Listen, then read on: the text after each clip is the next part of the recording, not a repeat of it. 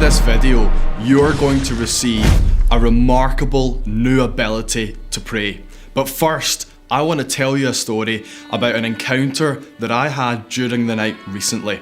And I was staying at a friend's house and the clock struck 1 a.m. and I heard a knock at the door. And into my bedroom where I was sleeping walked in a man that my spirit recognized as Nehemiah.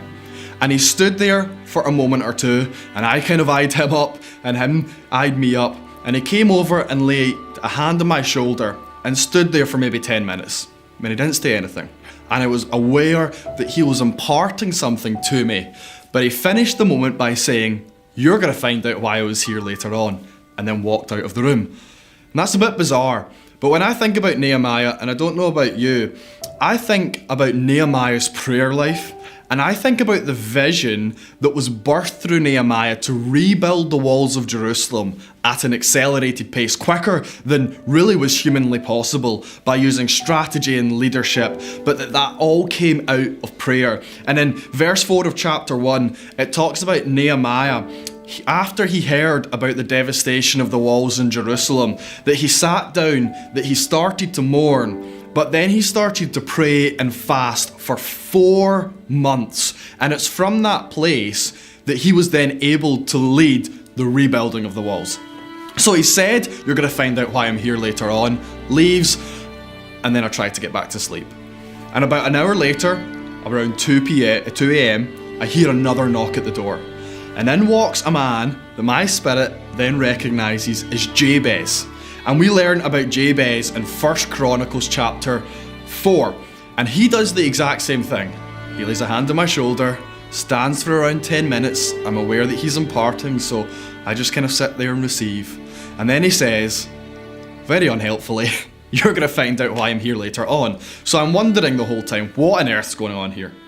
And when I think about Jabez, again, I think about prayer, but I think about the ability to take leadership and charge over a territory, for extreme faith to say, "God, would you expand my territory? Would you give leadership to me over more territory than I've ever been able to steward? God, would you increase me?" And that this prayer from Jabez, his name also means pain. His mother gave birth to him in pain. This prayer rose out of his life to start to contend for territorial authority and for territorial transformation.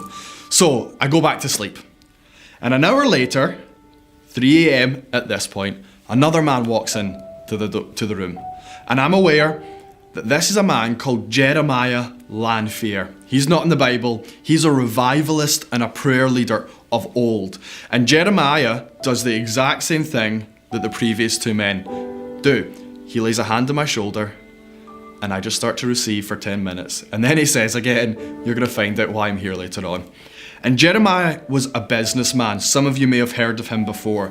And he worked in the city of New York. But he was sent as a missionary into businesses in New York. And he started prayer meetings for those who were in the marketplace.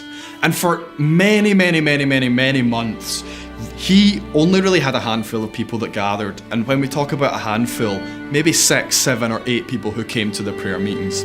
But after months of faithfully turning up to seek after God, God breathed on the prayer meetings, and that there was a revival that was released. And within 6 months, 10,000 businessmen and women gathered every single day to pray in New York. And within 2 years, 1 million converts came to know Jesus in New York and in the United States. And Jeremiah Lanfear was an obedient man that was ridiculed initially, but he took up the call to pray and to gather other people to pray with him, and that he then birthed an awakening through that.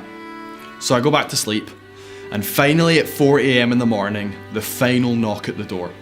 And a man walks in that I do not recognize. My spirit doesn't recognize anything about him. And he introduces himself as a man called Daniel Nash. Some of you may have heard of him. I had no idea who he was at the point of having this encounter. And he said this: all of these people have come to your generation. So he wasn't just speaking to me, he was speaking to all of us. And he was saying to reignite an insatiable hunger for and commitment to the cause of consistent, obedient, reverential prayer. To reignite an insatiable hunger for and commitment to the cause of consistent, obedient, and reverential prayer. And he started to prophesy this one phrase, and I want to prophesy it to you and to everyone that's listening as you hear this. And he started to say over and over and over again, for every one voice of awakening that God raises up, he will raise up 7 voices of intercession. For every one voice of awakening that God will raise up, he will raise up another 7 voices of intercession. And that call that God is not just calling for those who will stand on platforms and preach and prophesy, almost like what I'm doing now, but that all the church would start to rise and understand what it means to pray and to press in for more of God. And Daniel Nash was Charles Finney's personal intercessor. And we hear lots of stories about the Finney revivals and gatherings, but we don't really hear much about Daniel Nash.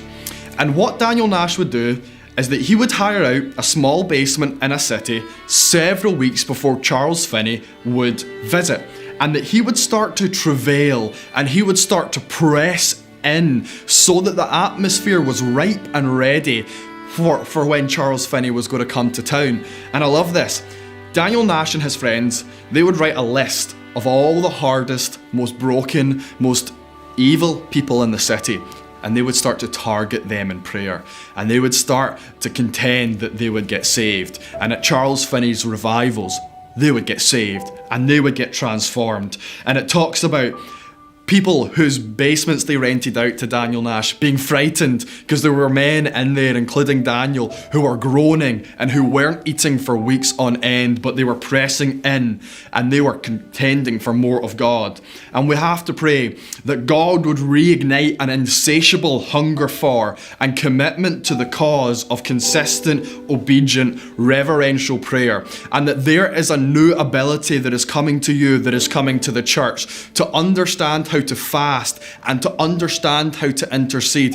And we're not just talking about the daily morning prayer that we wake up in the morning that's good. We are talking about an ability to contend and press in, and we can feel this awakening tide move towards us. Many prophets would say it's pretty much here, it's almost arrived on our shores, but to see it manifest and land, an awakening, a reformation and revival be established in the land and be something that lasts for years and years and years, we need to be those who can pray and fast and steward it in our own personal intercession lives. So I just release to you now an insatiable hunger for, a commitment to pray with reverence, with consistency, with obedience, that you might be one of the voices of intercession that God raises up in this hour. And what these 4 men understood of vision out of prayer, of strategy out of prayer, of obedience and turning up daily to pray, we loose that, and I loose that ability to you right now where you are, that you might contend and see an awakening and a revival come to where you are in Jesus' name.